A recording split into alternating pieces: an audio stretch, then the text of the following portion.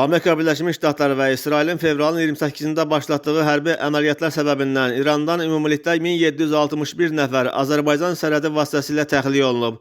Onlar 65 ölkənin vətəndaşlarıdır. Fevralın 28-i saat 8-dən martın 7-si saat 10-a qədər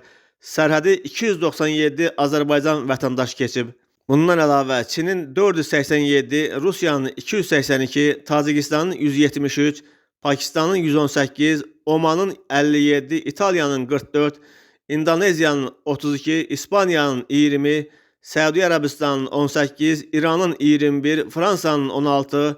Gürcüstanın 13, Bolqarıstan və Konqonun 10, Braziliya və Britaniyanın 8, Belarus və Özbəkistanın 7, Birləşmiş Ərəb Əmirliklərinin, Slovakiya, Kanadanın 6, Serbiya, Nigeriya, Qazaxıstan, Əfqanistan, Çexiya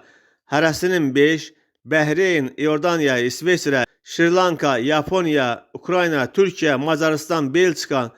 Küveyt hərəsinin 4, Qətər, Bangladeş, Meksika, Filippin, Finlandiya, Rumıniya, Xorvatiya hərəsinin 3, Nepal, Livan, Qırğızistan, Yəmən, Sudan, Hindistan, Kiprin